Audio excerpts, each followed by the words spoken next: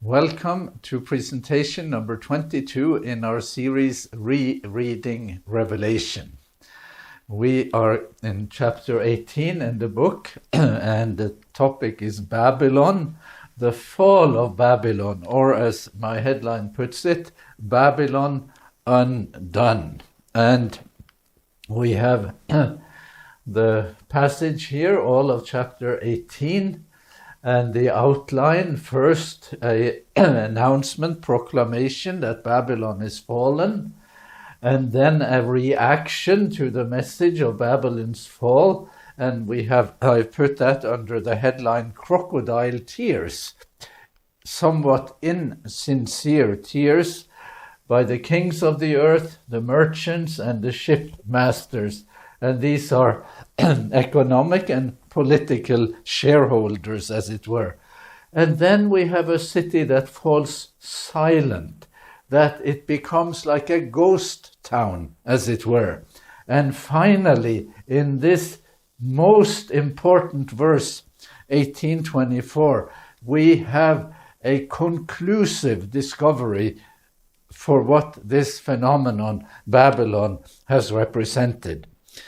So here in the Jews' apocalypse, we have the angel announcing the fall of Babylon and describing facts on the ground, as it were, what is wrong with Babylon.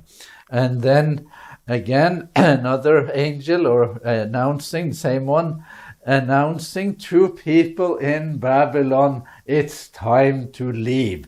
Come out of her, my people.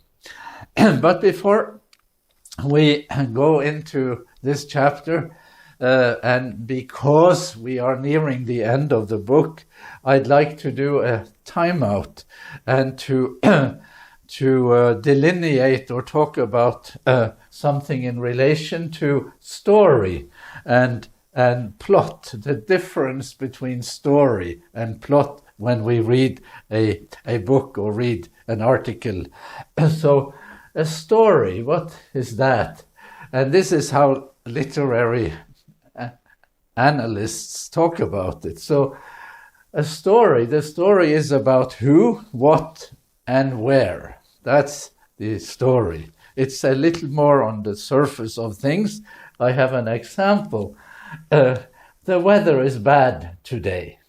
That is a purely descriptive view, a purely descriptive thing and the weather today isn't so great. So it's even true for my situation here today. Well, what about plot? What's the difference? Well, the plot is about how, when, and why everything within that story happens, and especially emphasizing why. And here is an example for a plot sentence. The weather is bad today because of global warming. Well, that's quite a difference between those two sentences. The weather is bad today.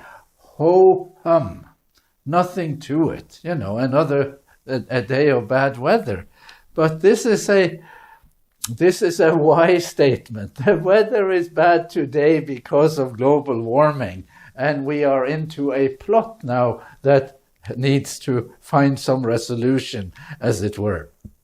Well, I'd like to take this into the context of Revelation, story and plot, and delineate some differences here, and make a comment on how people have read this book. Here is a story sentence, or mostly a story sentence. War burst forth in heaven. It describes something that happens. And yes, you can raise some why questions, but it is mostly descriptive. But here is a plot sentence. Michael and his angels had to fight against the dragon. And here there is a why implication. There is a necessity imposed on in the story. So this takes us, this makes a transition between story mostly to plot mainly. And of course we have to ask what happened? What was the war? What sort of conflict was it? How will it be solved? This becomes, in some ways, the main question in Revelation. The plot is more than a story. That's what we are saying. And let's look at two other examples. Here in chapter 5, in the heavenly council, in the setting of the heavenly council, we read that I saw in the right hand of the one seated on the throne a scroll written on the inside and on the back, sealed with 7 seals. And I saw a mighty angel proclaiming with a loud voice, "Who has what it takes to open the scroll and break its seals?" So reading this as story, you see a scene, you hear these questions, and it is at this level mostly a story. And then we read on. And no one in heaven or on earth or under the earth was able to open the scroll or to look into it. And this is a huge why question rising from this text. What sort of qualification did it take? How is it that when they eventually find one who is able to do it, who has what it takes, what was that quality, what was it, what was in it? And there is, of course, a relation between the war that began in heaven and the way the war was won by the Lamb that emerges, and the Lamb was killed with violence. One more. Then I saw an angel coming down from heaven, chapter 20 now, coming down from heaven, holding in his hand the key to the bottomless pit and a great chain. He seized the dragon, that ancient serpent, who is the devil and Satan, and bound him for 1,000 years, and threw him into the pit, and locked and sealed it over him, so that he should deceive the nations no more, until the 1,000 years were ended. And here is story in a big way. An angel coming down, a key, a chain, there is seizing and binding and locking. It's, very, very dense and very, very interesting story, you might say. But it is story, not yet plot. Here is plot. After that, he must be released for a little while. Wow. He must be. So here is a why element in the story. And we are suddenly no longer in the territory of story only. We are in the territory of plot. And Revelation is a book full of plot. That's its territory. That is what it wishes to draw us into. And that is why we have some issues, some unresolved differences, you might say, in relation to these schools of interpretation. I have the 3 silos here that I have used earlier in one of the early presentations in this series. And I said that these silos are very separate and that they represent schools of thought in relation to Revelation, preterist, historicist, futurist, and they don't talk to each other. There isn't much overlap, but they have in common that they are very much focused on story, Revelation as story, and they are so deficient, I will claim, in relation to Revelation as plot. What is the problem that this book seeks to solve? So we need to make a greater investment in Revelation's plot, and now we can go on into Revelation 18. So the title here is Babylon the Great, and this term occurs many times in Revelation. It starts here in Revelation 14, This is the second of the three angels in Revelation 14. And we said about Revelation 14 that God reacts. So it happens, this call of that angel happens as a reaction to the dragon's action. So, and then another angel, a second, followed, saying, "Fallen, fallen is Babylon the Great. She has made all nations drink of the wrath of her fornication." So she has dished out something that is very negative, and the term here is Babylon the Great. And we have an image to go with it. This is the Trinity Apocalypse, the three angel messengers in Revelation 14, the first, the second, the third. This is the second one. He speaks French. The angel speaks French, announcing that the Babylon here has somehow fallen apart or come or has a problem. And then we go to the second mention of Babylon in chapter 16 in connection with the seventh bowl of the seven last plagues. And we read that the great city was split into three parts, and the cities of the nations fell. God remembered great Babylon and gave her the wine cup of the fury of his wrath. So there is wrath dished out here, and there is some kind of wrath here too, something that these terms are closely related. We have great Babylon here, and we have in the Cambrai Apocalypse the seventh bowl and the fall of Babylon, and this is how it has been illustrated there. The city fell, as it were.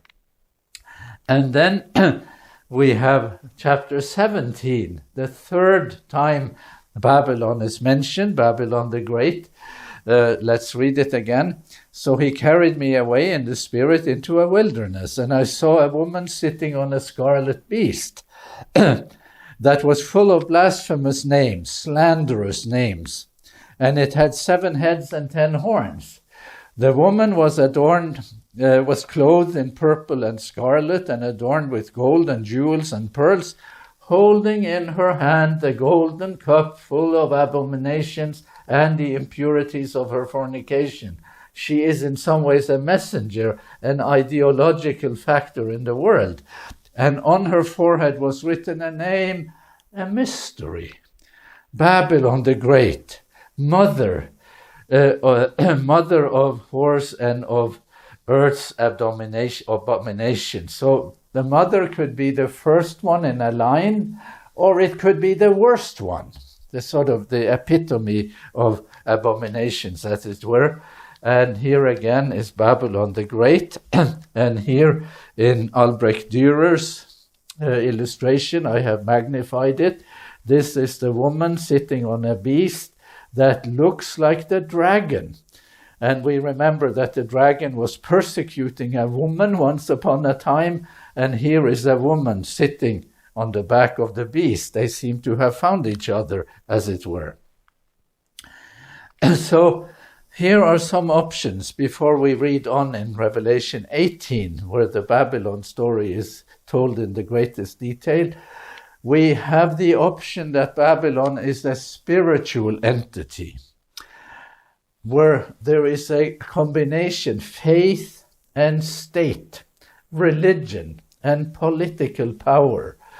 They have become instruments promoting the dragon's misrepresentation of God.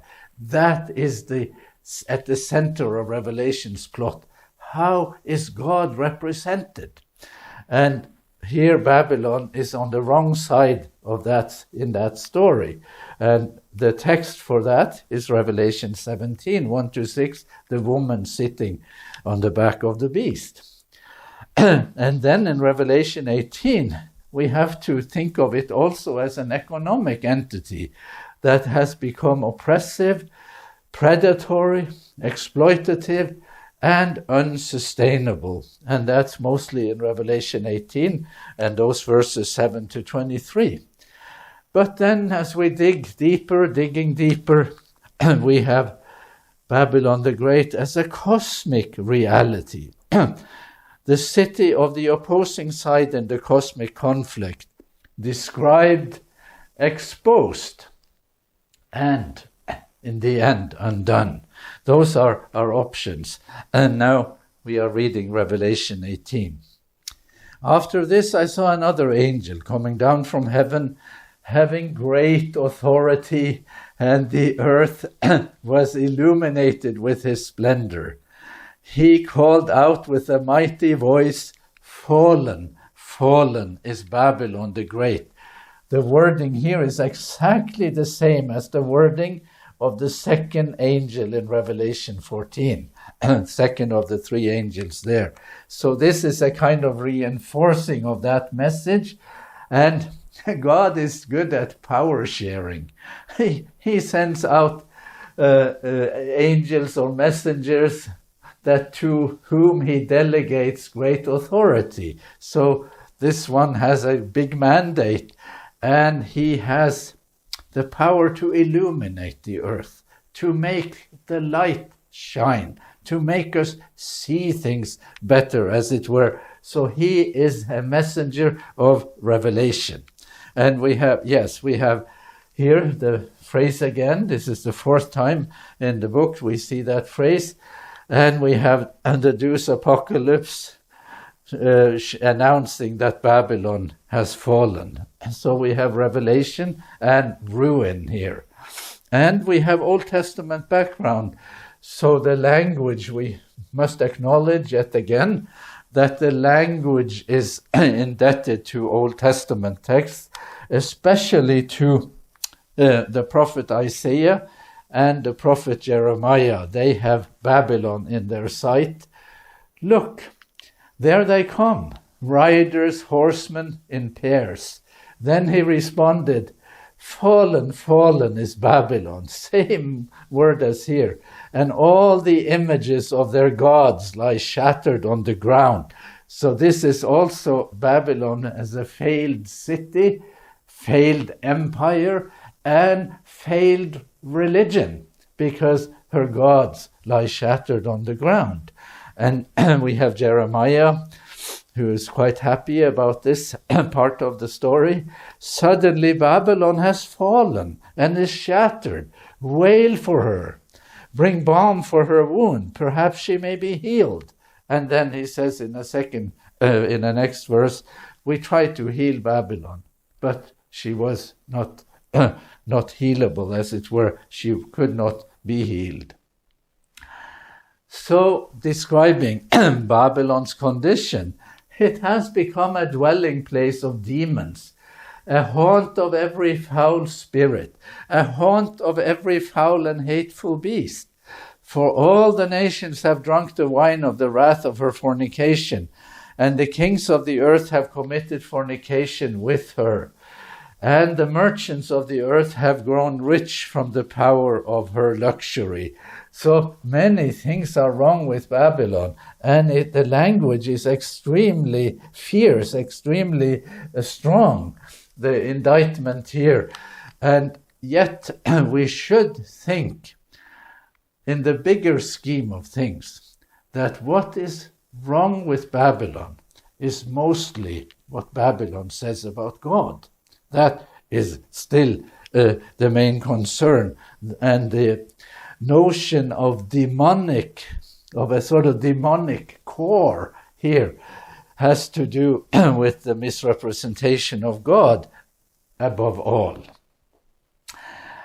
Again, we have Old Testament background text. We'll just have one here from Isaiah. And this is describing Babylon after it was destroyed in Old Testament times, as it were. Wild animals will lie down there, and its houses will be full of howling creatures. Their ostriches will live, and their goat demons will dance. Hyenas will cry in its towers, and jackals in the pleasant palaces. Its time is close at hand, and its days will not be prolonged. Babylon was a real city. It had two periods of glory, 1,500 years before the time of Christ, and then again around 500-600 years before the time of Christ.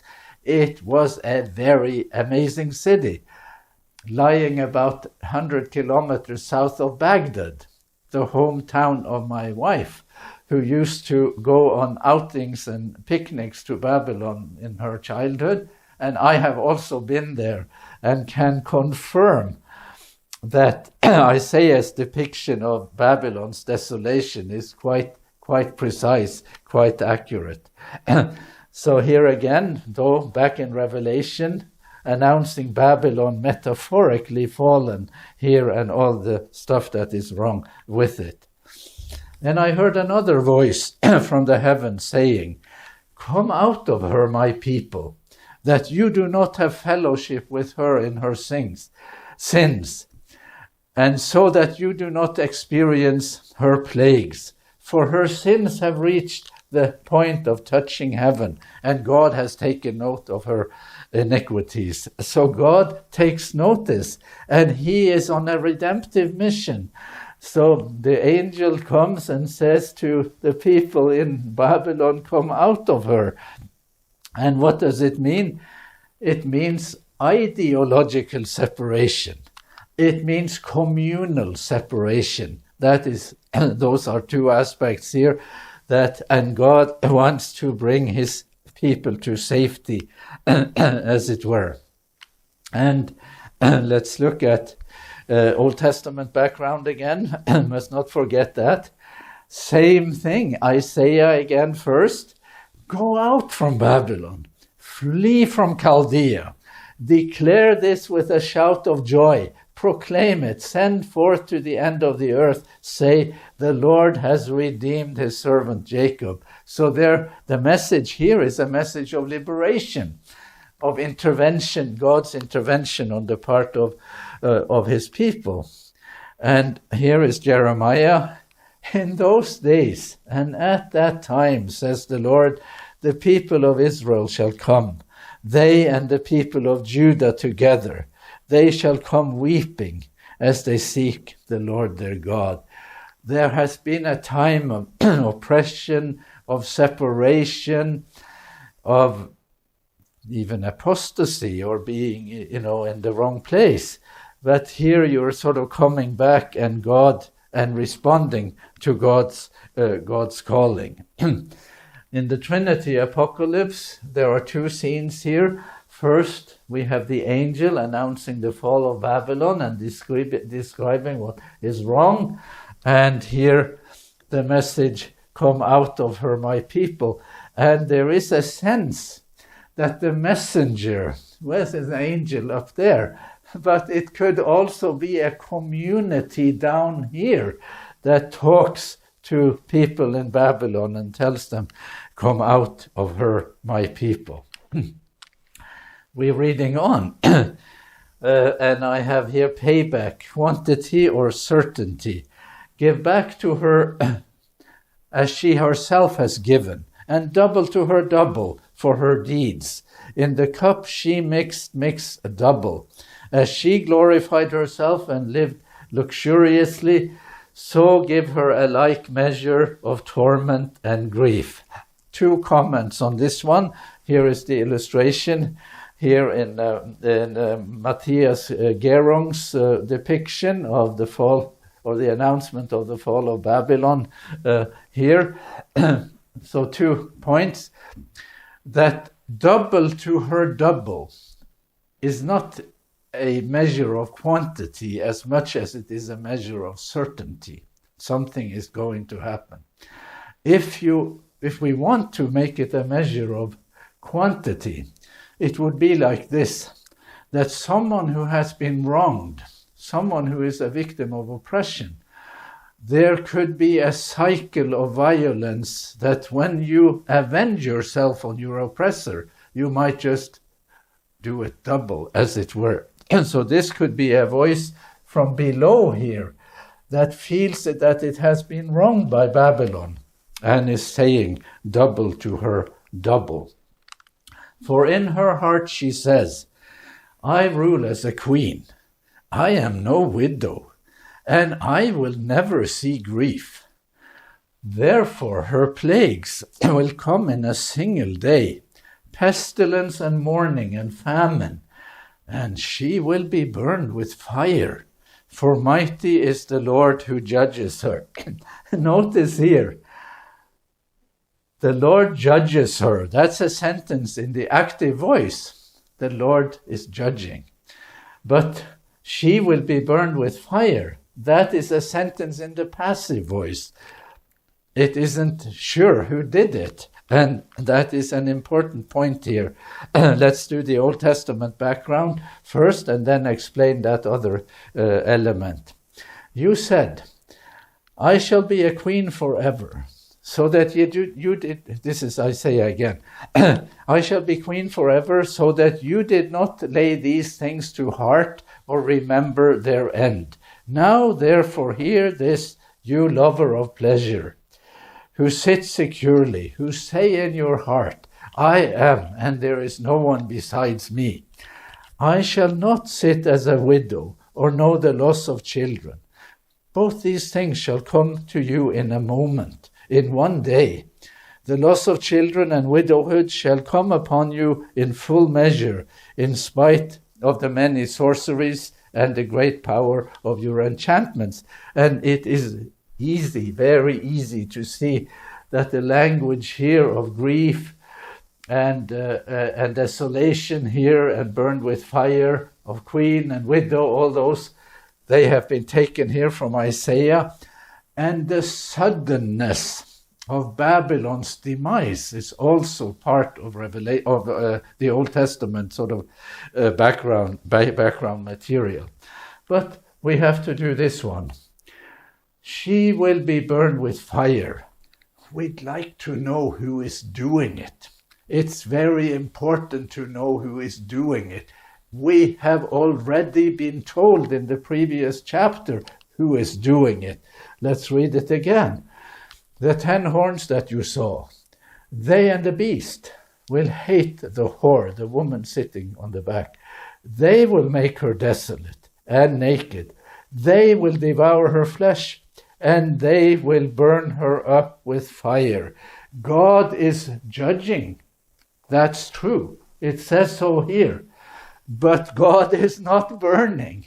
They are doing the burning. So when Revelation very precisely here says she will be burned with fire, it says so in the knowledge of how it happens and who is doing it here. Very precise.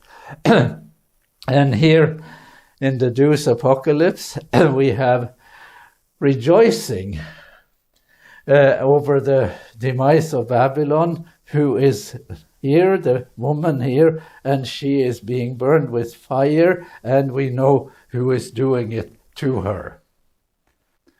And now the next verse is where I have put the headline, Crocodile Tears, Insincere Tears.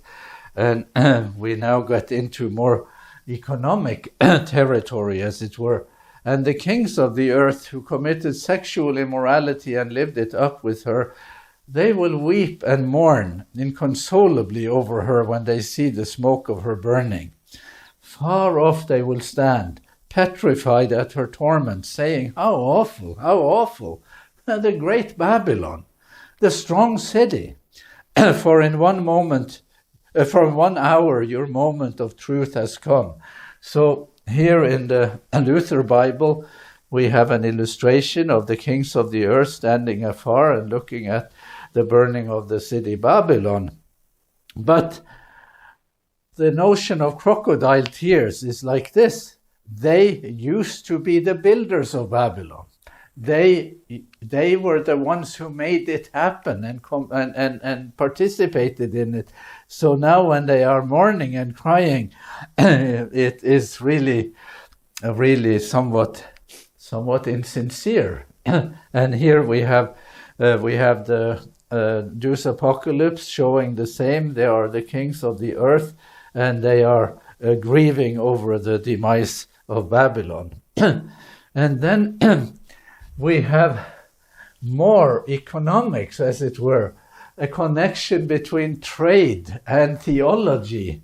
And in some ways also theology as a form of trade. So let's read it. And the merchants of the earth weep and mourn for her, since no one buys their cargo anymore. Cargo of gold, silver, jewels, and pearls, fine linen, purple, silk, and scarlet, all kinds of scented wood, all articles of ivory, all articles of costly wood, bronze, iron, and marble, cinnamon, spice, incense, myrrh, frankincense, wine, olive oil, choice flour, and wheat, cattle and sheep, horses and chariots, slaves, and human lives. So this dense list, the sort of commodity list of what is being traded in Babylon, they are at first sight luxury items, items that very few people can afford. So that's one thing. And then there is a sort of truth-telling here at the end. They are also selling and trading human beings. And here the merchants are grieving outside Babylon for the end to this lucrative trade. And in Revelation scholarship today, there has been a significant, and I say an element to be valued in looking at political and economic realities from the point of view of Revelation, and maybe especially Revelation chapter 18. So here is Leonard Thompson's book, Apocalypse and Empire.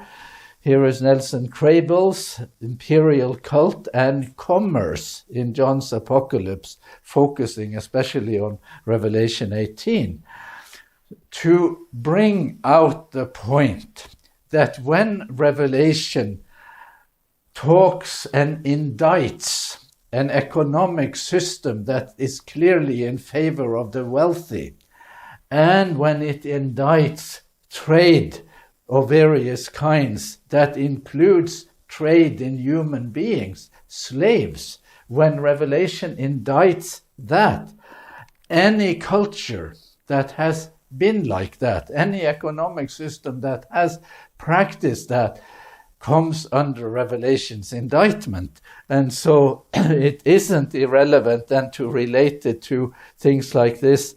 I would just highly recommend Edward Baptist's book, The Half Has Never Been Told, Slavery and the Making of American Capitalism, and to take an interest in that subject because Revelation says that Babylon has been trading in human lives, has been practicing slave trade. And illustration from the same reality, the marketplace where you sell human beings, and mother and daughter will be separated, father and daughter and son will be separated, and so on, that this heaven took notice and saw that this was going on, and finds whatever culture did it to be in a sense fallen.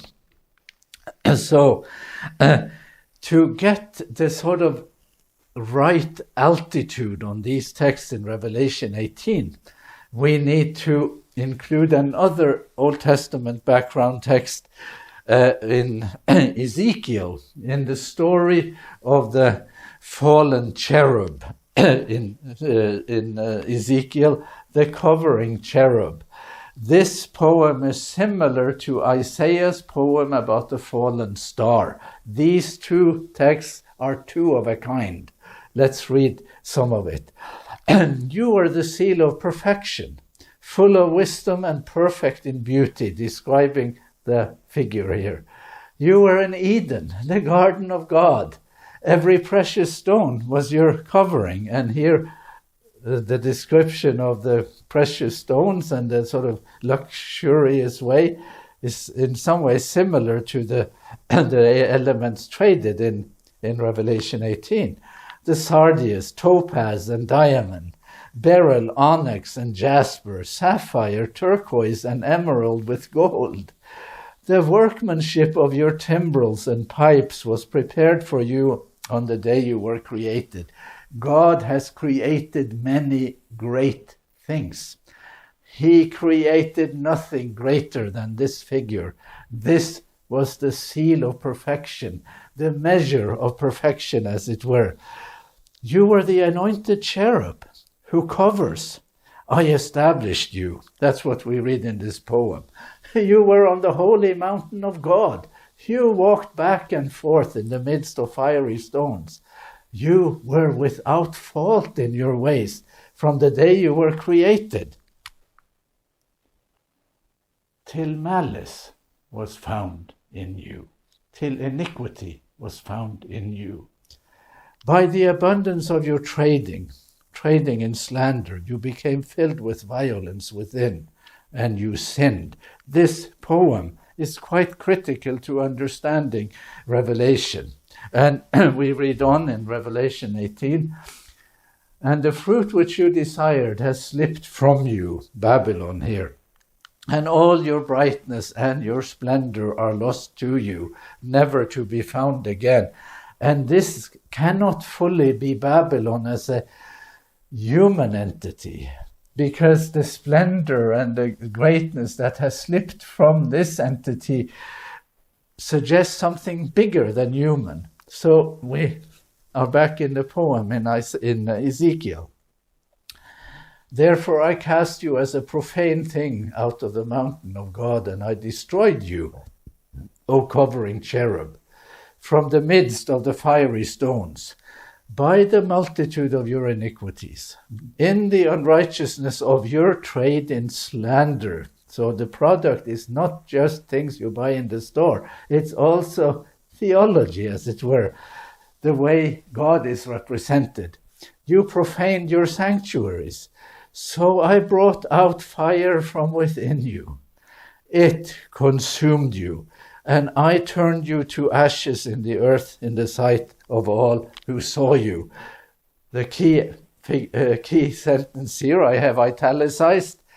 I brought fire from within you.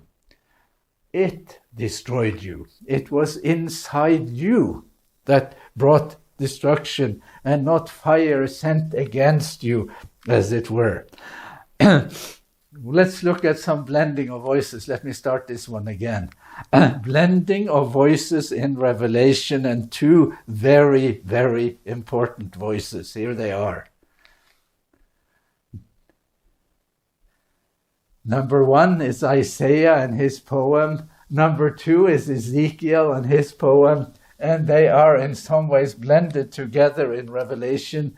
And we see Isaiah here and his contribution. This is not his only contribution, but it is the story of the fallen star that is our focus here. And here is Ezekiel in Michelangelo's representation, and his contribution is the story of the fallen cherub, that are exquisite poems in the Old Testament that are blended together in Revelation, blended together like threads in a loom. Here is John weaving, using threads of Isaiah and Ezekiel and other Old Testament texts as well. And here is John again. He is now composing a symphony and using elements that has been revealed to him and that he has read in the Old Testament to compose his symphony. More crocodile tears. The merchants of these wares, who gained wealth from her, will stand afar off in fear of her torment, weeping and mourning aloud. Alas, alas, the great city, clothed in fine linen, in purple and scarlet, adorned with gold, with jewels, and with pearls. Such a great civilization. For in 1 hour all this wealth has been laid waste. And here is the illustration of the merchants now grieving. And same thing here in the Jews Apocalypse. The merchants are grieving over the demise of Babylon. And this is not exactly a digression, but it is a kind of aside from reading just in the text here. Here is an exhibit of Christianity and economic predation from a time when Christianity was in the driver's seat, as it were, in European culture. And I have this from Lord Acton, who is one of my favorite historians, a Roman Catholic church historian in England, around 1880, 90, and so. He says, French historians believe that in a single generation, 6 million people died of hunger, of want. It would be easy to find tyrants more violent, more malignant, more odious than Louis XIV. But there was not one who ever used his power to inflict greater suffering or greater wrong.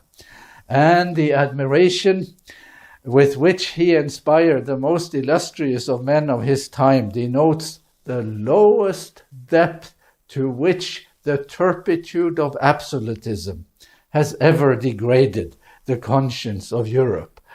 This is a king whose power is very much aided by religion, by the position, status of the church, widely admired.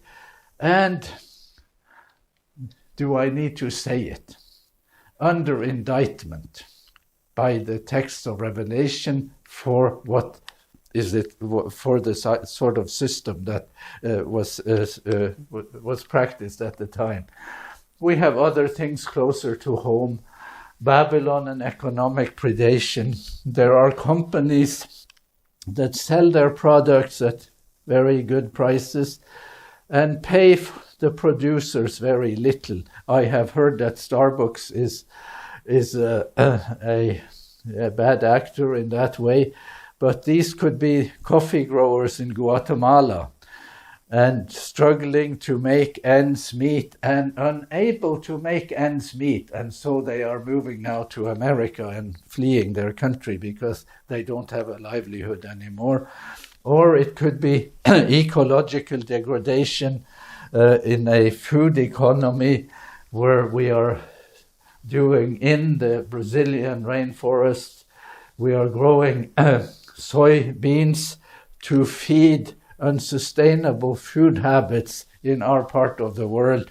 And this too might just fall under Revelation's indictment. Or it could be this, the rise and fall of the 1%, where more and more of the wealth in America, 40% is now controlled by 1% of the population, and the bottom 90% now has about 20% of the wealth. These inequities, does Revelation care about them? It seems to care about them. There is an economic critique here. Rejoice over her, heaven, and the believers, and the apostles, and the prophets, for God has decided for you from her.